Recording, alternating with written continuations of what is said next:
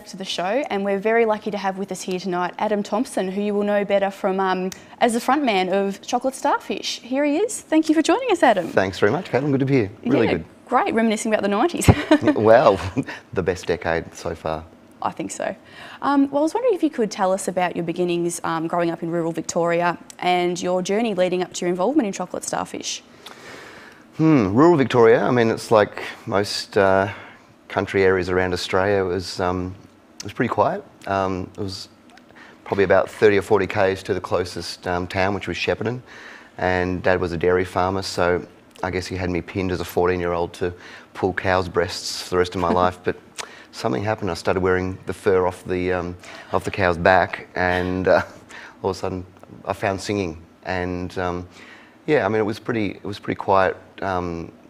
I guess background and not really much musical input from the family, but something inside me wanted performance, and I just had to find out what part of performance that meant. Right, and did you have to leave where you were living to pursue that? Yeah, look, at school there was no real music classes or anything like that. Also wasn't so critically popular back in those days to be in a band, so you know, to do music at high school back in the late 70s was to I guess, you know, just do the brass big bands, and that wasn't really the cool thing to do. So rock and roll bands really hadn't got into the schooling culture. So yeah, I was pretty much a jock at school, so I played football and all that sort of thing, and I nearly failed fifth form.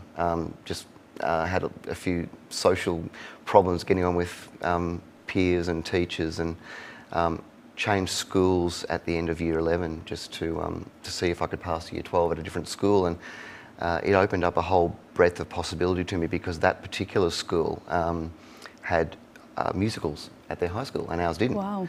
And I auditioned for one of the roles in West Side Story in year 12, and I didn't even get in the chorus. I was one of like... Oh, you're joking. I was one of 10 guys they stuck behind a cyclone fence doing shapes, and they said, just make shapes, you'll be fine, and just sing along, you know, in the choruses. So, you know, that was pretty much what sparked my interest in music, and I managed to just scrape through year 12, and after a year of working at Campbell's Soups as a spaghetti shoveler, I decided to go to university with that, you know, very small musical experience, and at uni at Geelong, I was doing an elective of drama, and I answered an ad in the newspaper at Geelong in first year at uni that said singer wanted, and I thought, oh well, I've been in the school production. I thought it was just like a wedding singer basically, and I thought I'd audition, and this guy'd want me to sing Elvis Presley songs at weddings and maybe make $100 on the weekends. And when I turned up for the audition, the guy said, "I know it's an original band. I play piano. I've written songs, but I don't know how to write lyrics, and I don't know how to sing. Would you help me with that?" And I was really going to tell him the truth about West Side Story and how I was the shape kid.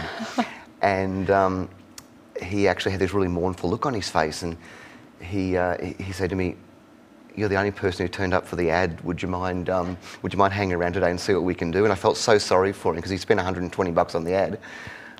I hung around with him that day, we wrote a song, and I thought it was the greatest song ever written by any man, woman or child.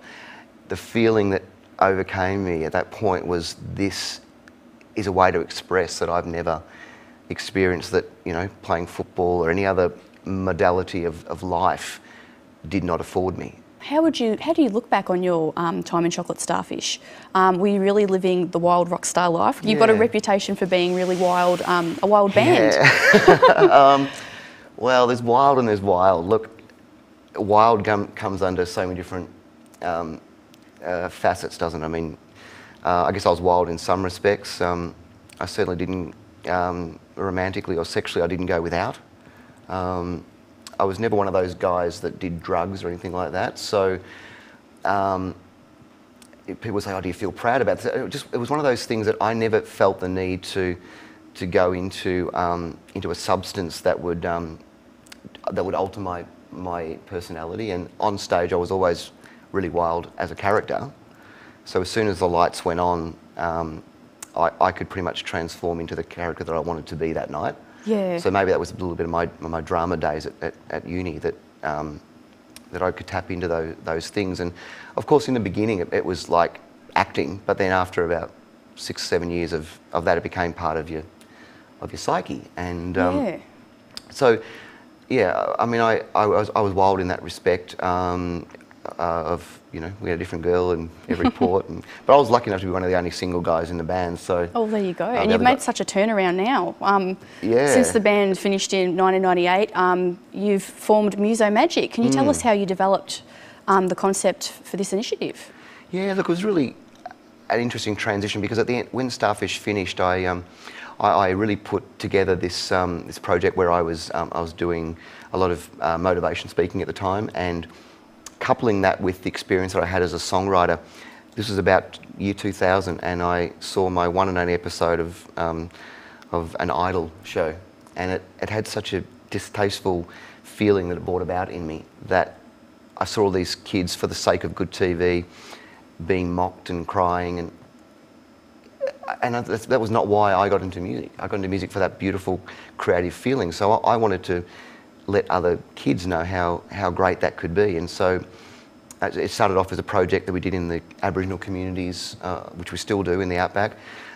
It went into high schools, and then in the last 3 or 4 years, it's quite a successful corporate team engagement exercise that we take pretty much all around the country and to several international destinations, working with everything from big corporations to some of the street kids I've just come back from Mumbai and Kolkata in India, and working with kids that would have been portrayed on Slumdog Millionaire. Oh wow! And these kids literally sleep under cardboard, and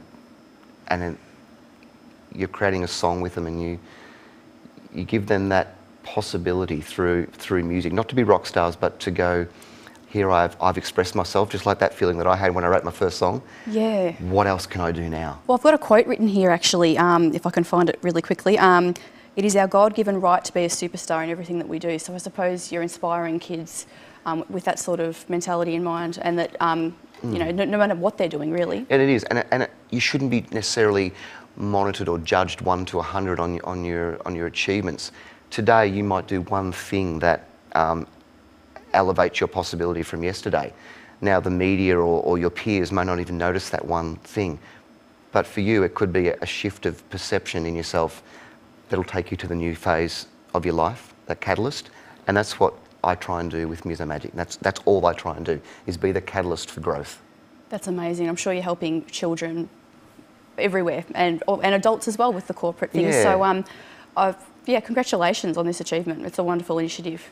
Well, funnily enough, look, with my connection with India now, I do a lot of meditation, and I've got a guru called Sri Sri Ravi Shankar in this program called The Art of Living. So I got into meditation, and he actually says this one statement that always lives with me.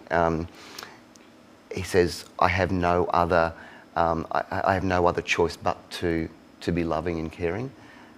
And now that I'm in that zone of my life, I have no other choice now. That's what I believe I'm here to do. And that's amazing. What an amazing journey. Yeah, it's not even a choice anymore. It's just where I'm headed, and you just accept it and go with it. Oh, thank you so much, Adam, for joining us today and for being so inspiring to everybody. I hope I haven't been too esoteric, but thanks very much. It's been a real treasure to be here, and good luck with it all. Thank you so much, Adam.